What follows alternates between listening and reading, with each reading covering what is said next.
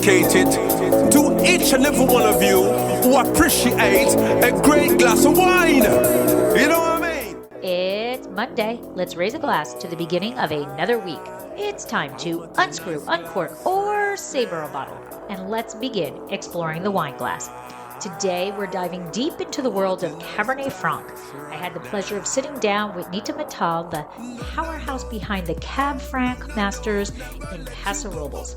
If you're a fellow Francophile, this is an episode you won't want to miss.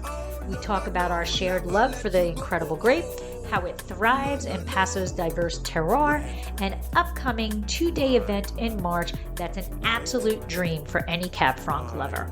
So grab a glass of your favorite Cabernet Franc, get comfy, and let's talk about why this variety deserves a spotlight of its own. While you're listening, it would be greatly appreciated if you could take 1 minute to subscribe, rate, and review. It takes only a few seconds of your time, but means so much to the show.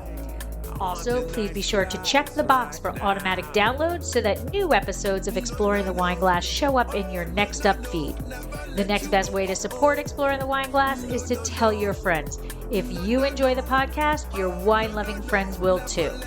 Follow me on all the socials, and finally, don't forget to head to the website exploringthewineglass.com to read the blog, sign up for the newsletter, and keep up on all happenings. Slancha. Hey everybody, I'm Lori Budd, a UC Davis winemaking program, Spanish wine scholar, sommelier service, champagne and Côte d'Aron specialist, and a WSET Level 2 graduate. You can find Exploring the Wine Glass on all the socials, as well as your favorite podcast catchers. If you haven't subscribed yet, now's the perfect time to swipe, subscribe, rate, and review. Stay in the know about all things wine by visiting my website, exploringthewineglass.com. I promise I'll never tell you what to drink, but I'll always share what's in my glass. Hello, everybody. Welcome to Exploring the Wine Glass podcast. We are talking about one of my favorite things on the face of the earth, Cab Franc. And I have a very special guest with me today. And I'm going to let her do the whole introduction of herself because honestly, I can't do it justice. So, Neeta, if you want to do a little brief intro to let everybody know who you are, and we will start talking Cab Franc. Well, thank you so much, Lori. It's a beautiful rainy day here, so it's great to do a cozy catching up Cabernet Franc with who else but you. You are the pioneer of Cab Franc Day that got international recognition and kind of planted the seed for this event as well. My name is Neeta Mittal, and my husband Kunal and we own LXV Wine in downtown Paso Robles. And one of our deep passions is Cabernet Franc. Started with our journey in Bordeaux, where actually our journey for wine started. And so Saint-Emilion and by extension, Cabernet Franc has been very, very special to us. Fast forward 15 years later, here we are celebrating Cabernet Franc with our community. So we this is a phenomenal event on so many levels. This is an event where anybody who loves Cabernet Franc, wants to know more, knows a lot, and wants to know even more, wants to do a deep dive into tasting, wants to be on a panel with experts and exchange thoughts and ideas. It's such an interactive event. This is our third edition. It'll take place on Sunday, March 16th and Monday, March 17th. The March 16th event will be at CAS, and it's dedicated to anybody who wants to really dip their toes, dip their palate into the various expressions of Cabernet Franc. The focus, of course, stays Paso Robles, although we will start with an international context with international tastings with none other than Wes Hagen, and then continue into a food and wine pairing seminar, and then followed by 20 to 25 wineries pouring their Cabernet Francs. And what's exciting, Lori, is most of them, including you, we are all pouring Cabernet Francs that either are sold out or are in library or are really, really limited. And so it's really gracious of all the wineries to come together and pour this wine with not the intention to just get the wine in people's hands, but also with the intention of bringing the focus on Paso and making us a sort of a thought leader in this arena of Bordeaux varietals. The day two is going to be even more of a deep dive. Now, we had kept the day two for industry, but we got so much interest for it that we have now opened it to everyone. Excellent. So that's going to be exciting. And day two is 3 different panels where we will talk to winemakers. We will talk to a group that is very heavily invested in the philosophy of sustainability in Paso and leading the charge on it. And then, of course, we're going to talk about what does Paso Cabernet Franc mean on a wine list, in a wine shop, in a restaurant. So really like a diverse, I could almost put it into the context of viticulture to winemaking to the glass. What does that journey for Paso Robles Cabernet Franc? Yeah, and so this is so exciting because when I started Cab Franc Day back in 2015, it was on Twitter, which is like the bad word now, right? And to just see how much it has expanded, and to the whole goal of what Cab Franc Day really was about showing that it deserves to be in the spotlight, and that it definitely deserves to be a single variety wine, because everybody thinks of it as a blending grape. And that's actually one of the taglines, is more than a blending grape, because it is such a beautiful variety, and it's so expressive of its terroir. And some grapes, they're going to grow like weeds no matter where, wherever you put them.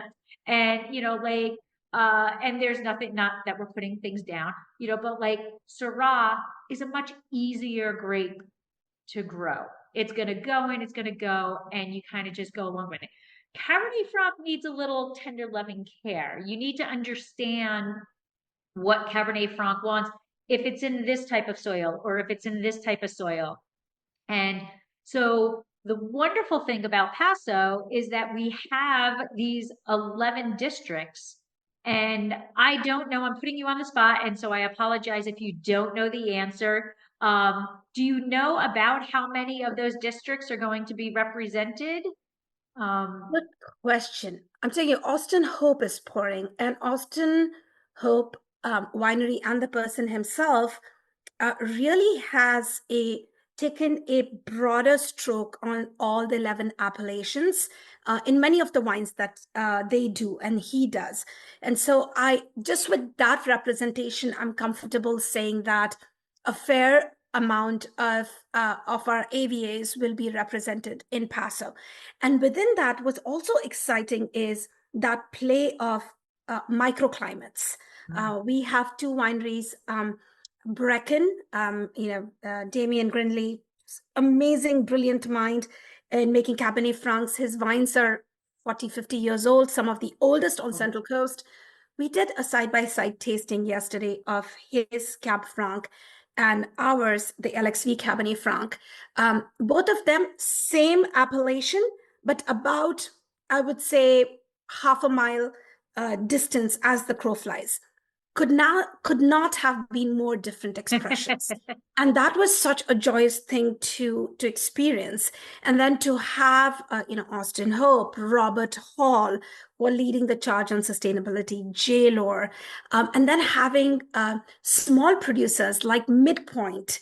Bill Lapp is supporting this event very passionately. And so that's the beauty of this event, is it shows diversity of our terroir, which you're right, it's a huge testament of why Cabernet Franc expresses itself so beautifully in Paso, where it kind of has made up its mind to not just play a supporting role, but step into the spotlight.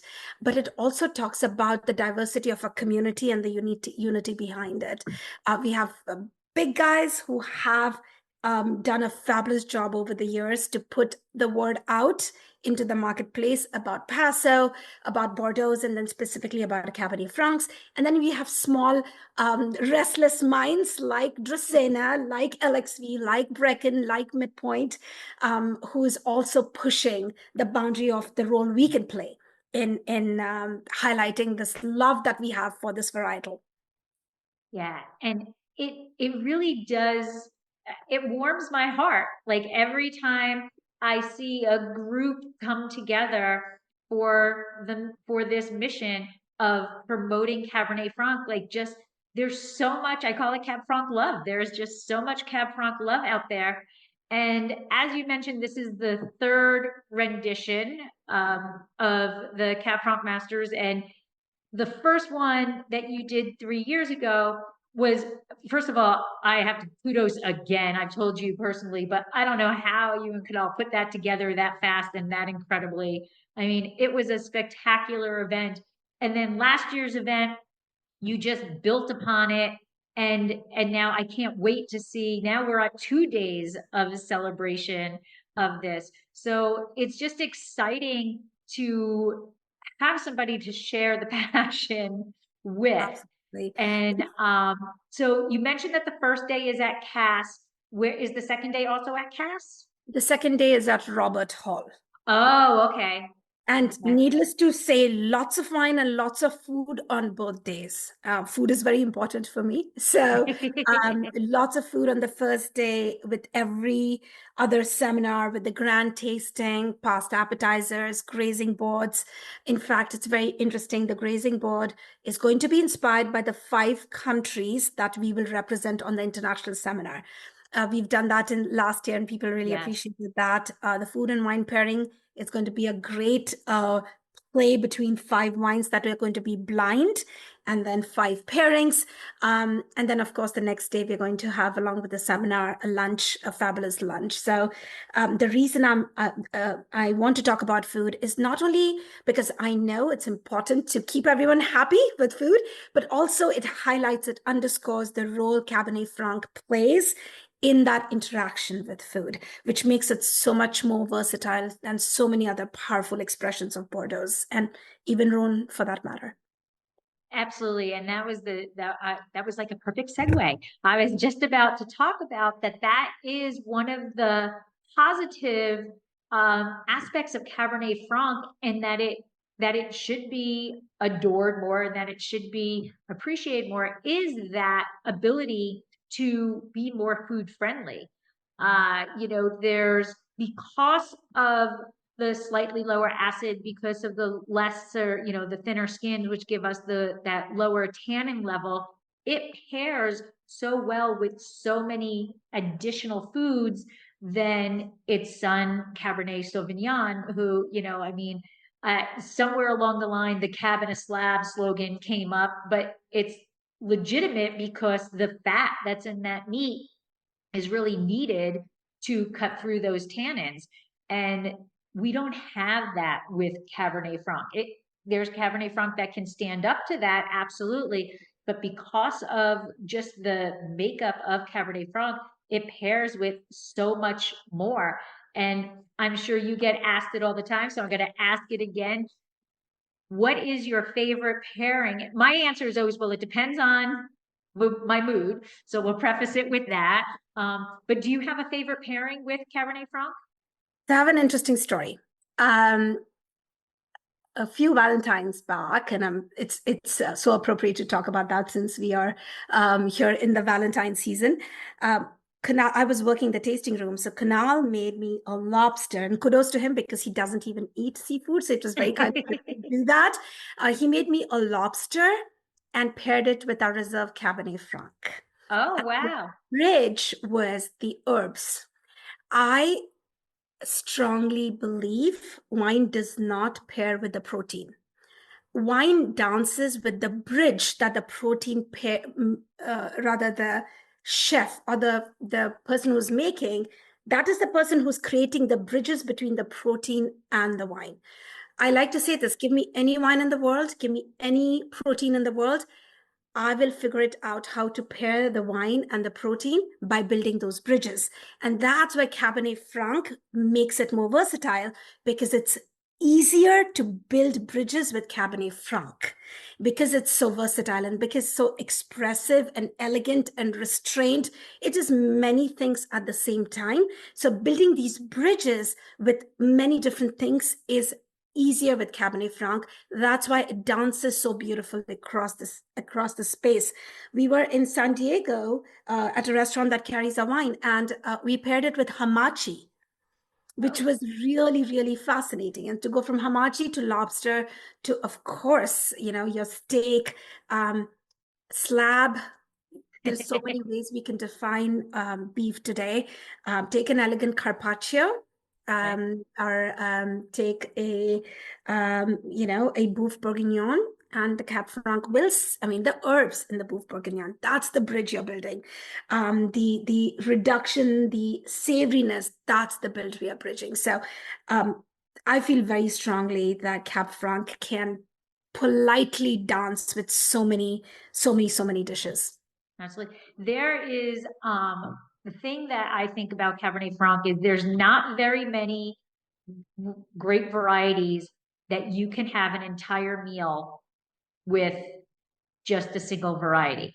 And Cabernet Franc can get you going from the greeting as they walk in your door to the appetizer to the first course, all the way down to dessert.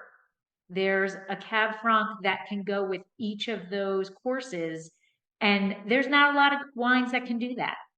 And you know this better than most because you make a Blanc Cabernet Franc. And take that expression even further and making a Blanc Cabernet Franc or a sparkling, a blend, a reserve. And then within even if it's a single varietal, the terroir can make two completely different wines. So you're right. The expression can be so dynamic depending upon what your passion and your muse is.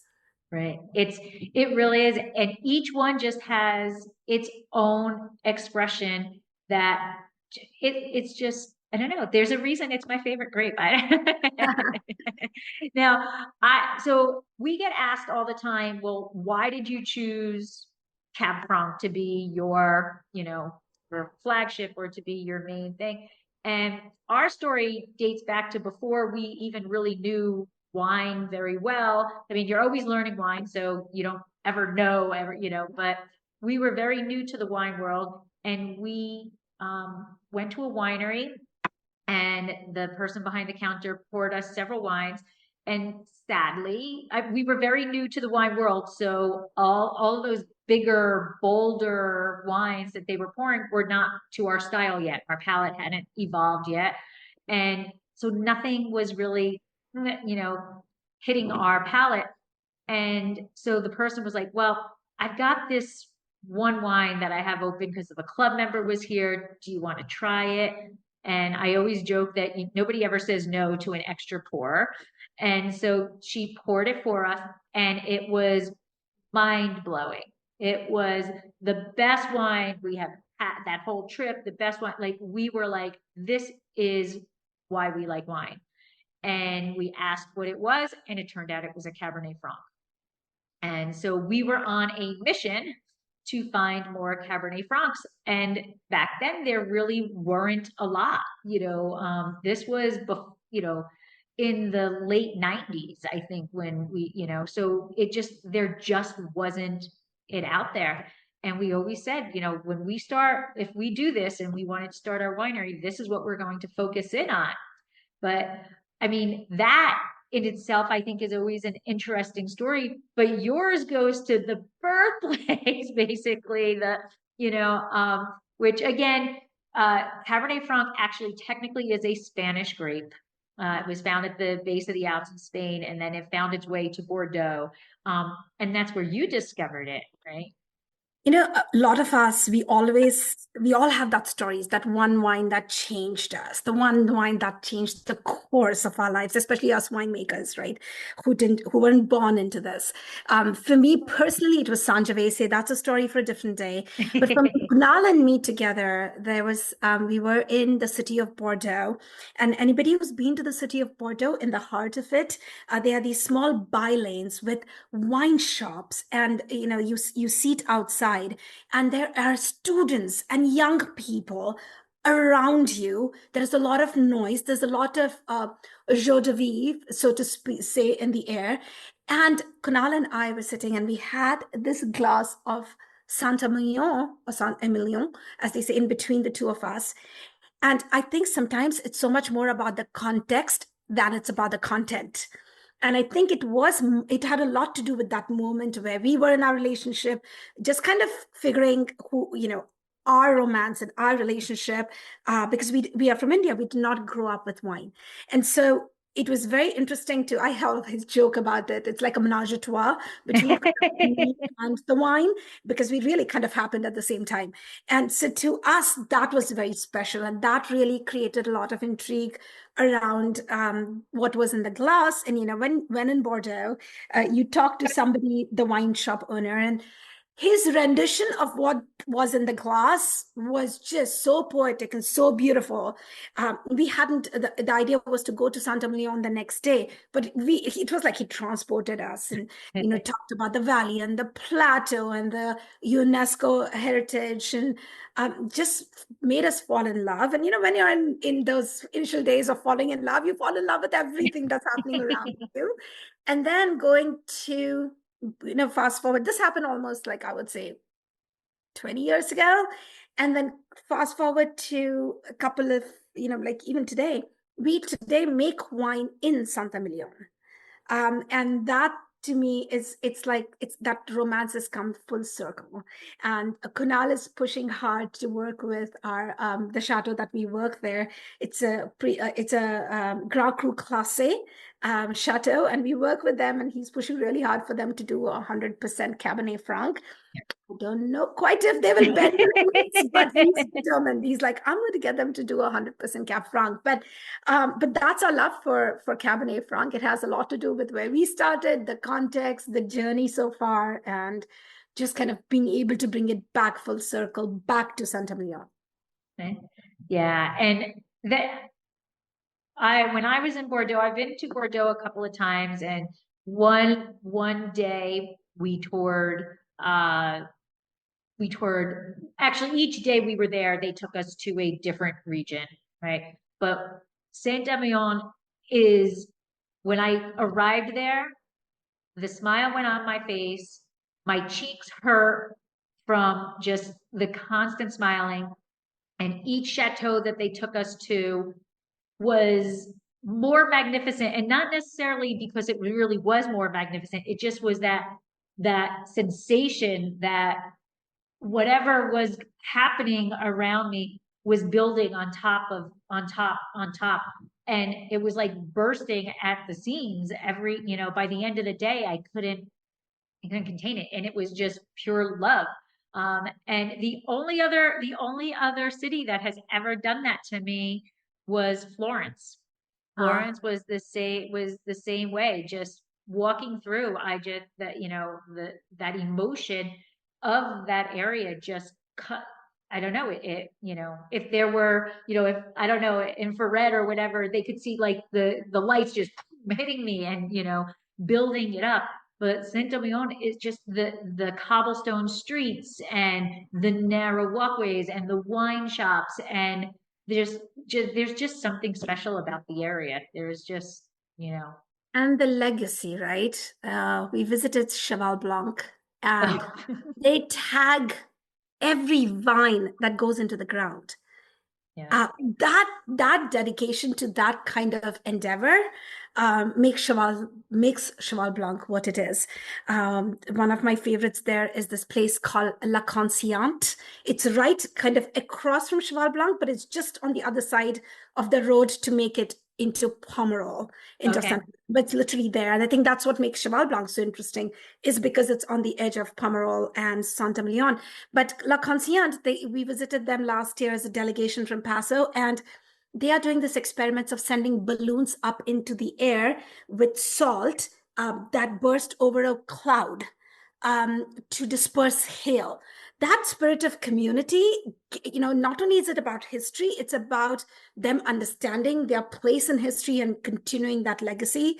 There was a winery called Fontplegarde that we went to, and just so beautiful, so serene, that we actually took inspirations from there to build our own tasting room. So that's the beauty of these old wine regions, is there is this history, there is this legacy, and there is this responsibility to kind of know their place in history and take it forward.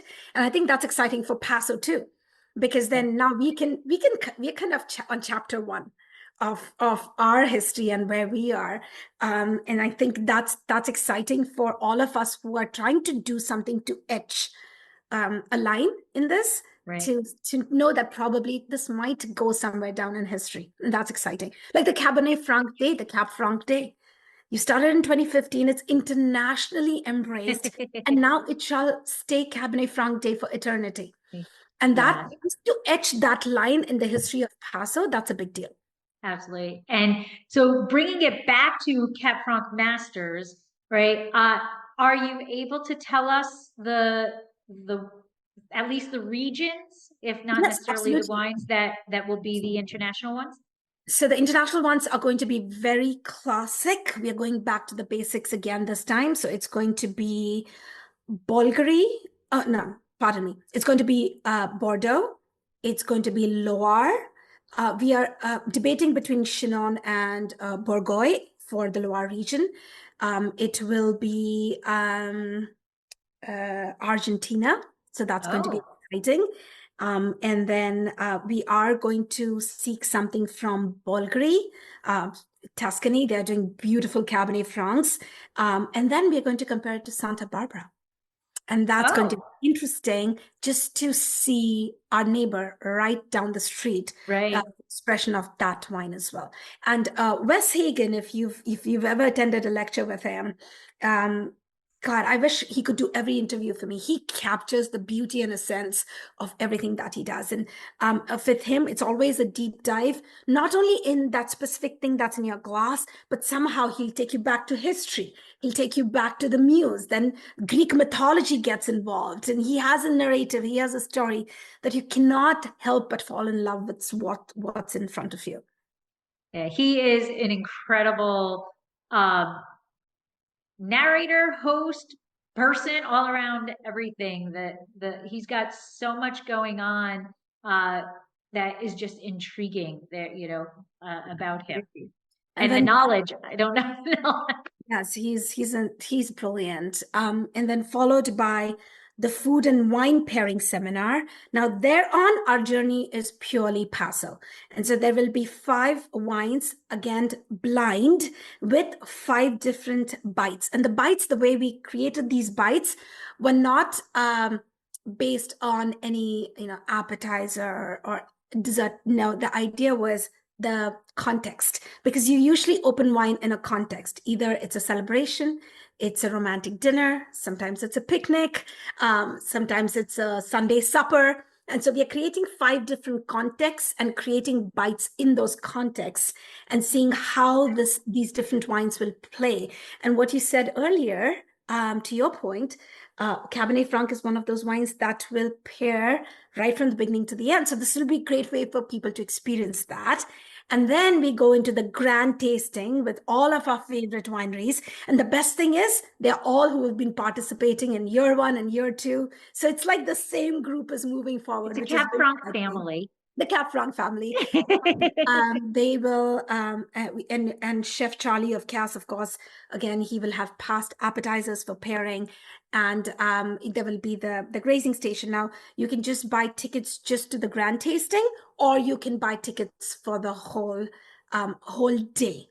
And then the next day will be the 3 seminars. The exciting thing is John Scupney of Lang & Reed, which is stellar, an institution Cabernet Franc. They will be joining the panel along. Yeah, so that's exciting. And then along with Steve Mathisen of Mathisen Wines, and a huge nod from him, but I'm just waiting for him to confirm. He's very excited about it.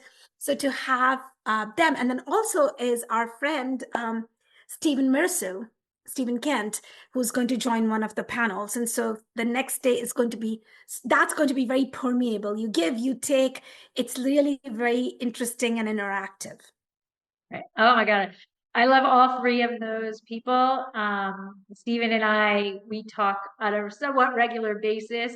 When you have that same love for that grape, John is incredible. We went to Hungary um, to talk about Cab Franc in Villeneuve, and they wanted our wine along with another wine, and that, of course, is who I reached out to.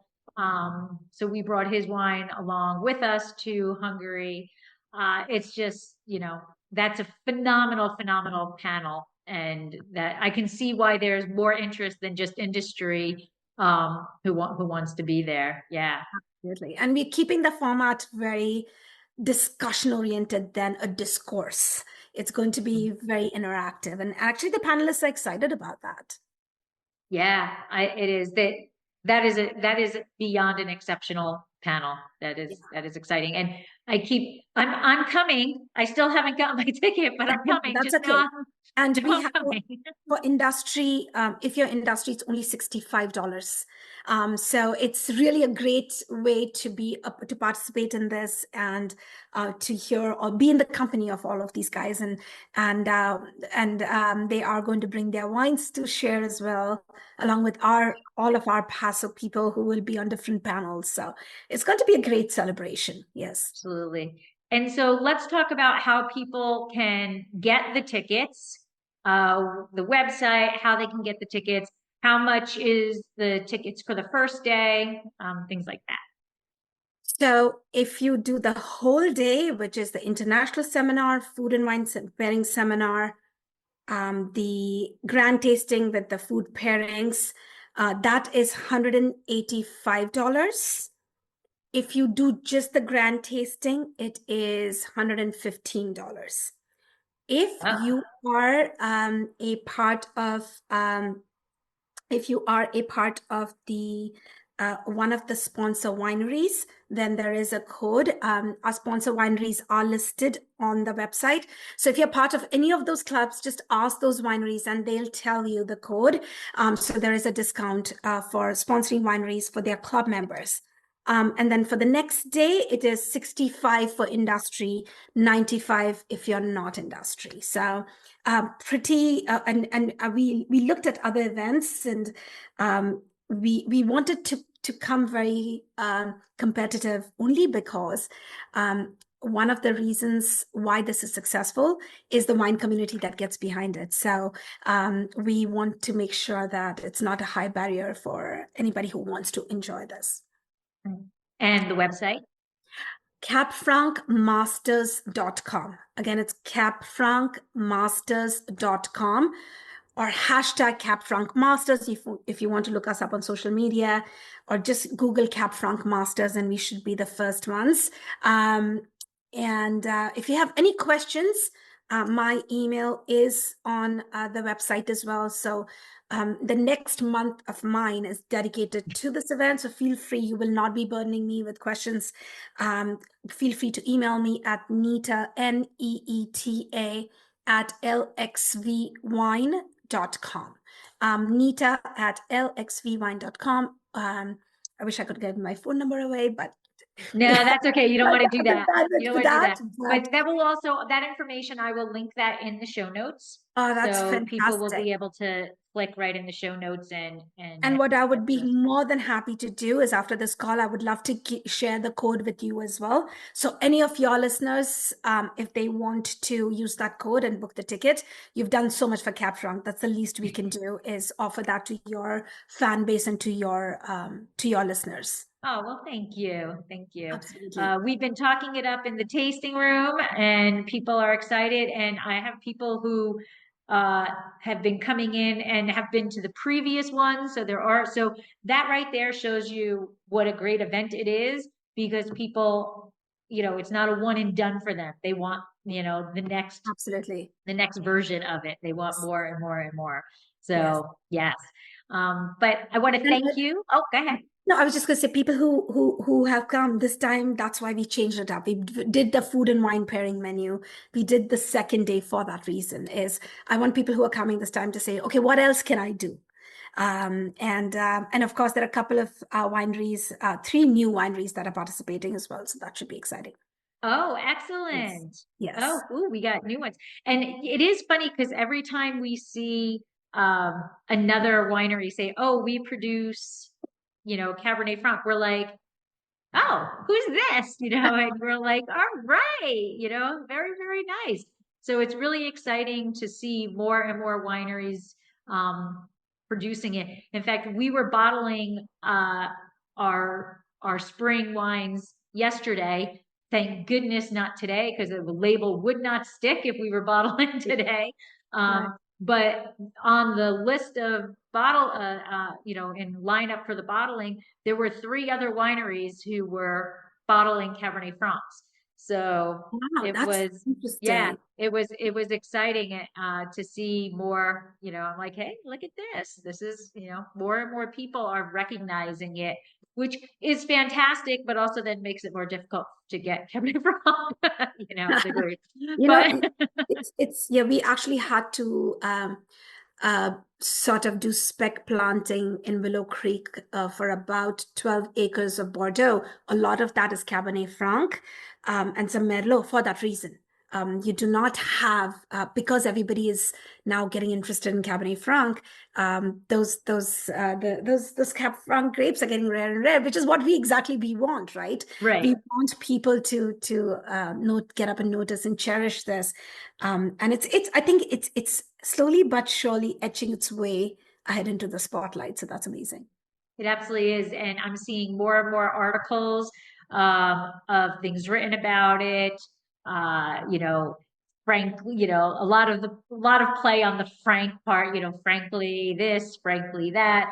But there's more actual articles. Wine Enthusiast, Wine Spectator, uh, I'm blanking on them. They'll pop to me later, Some journal does a great job some too. journal, yes. Yeah. You're seeing more actual articles talking about Cabernet Franc, which is just a beautiful sight. Absolutely. Man.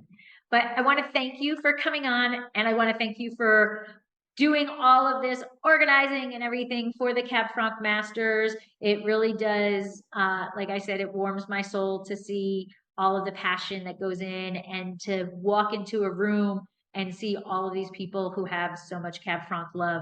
So thank you for everything you and Canal do. And thank you for coming on and sharing. And as I said, everything will be in the show notes so that people can get their tickets and find out more. Thank you so much, Laurie, and thanks for having me. It's absolutely an honor to do this with you, and cannot wait to see you on the 15th and 16th, or I should say 16th and 17th. 16th and 17th. Yes. Yes. Awesome. Well, I will talk to you soon. And we both need to stay dry, but the rain is necessary, so we need it, but maybe in little less doses at a time. Yes. All right. I'll talk to you soon. Talk to you soon. Bye. And now, a word from our sponsor.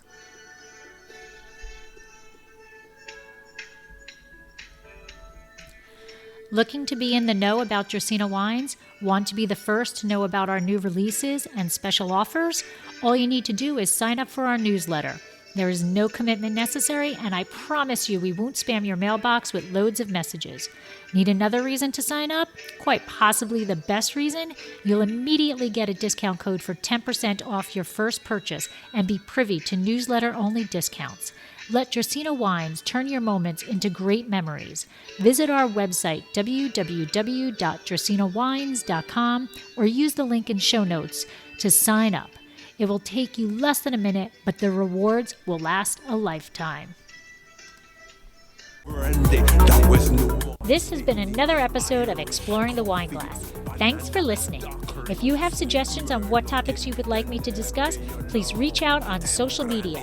You can find me on Twitter, Instagram, and Facebook as Exploring the Wine Glass. I am also on LinkedIn as Lori Hoyt-Butt.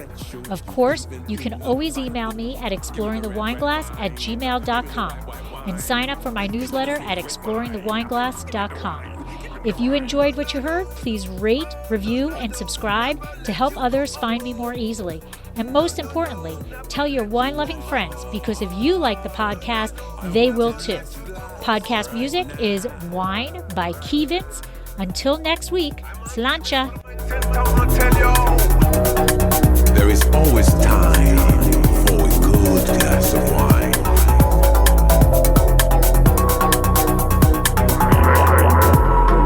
No, no, no. Oh, no, no, no.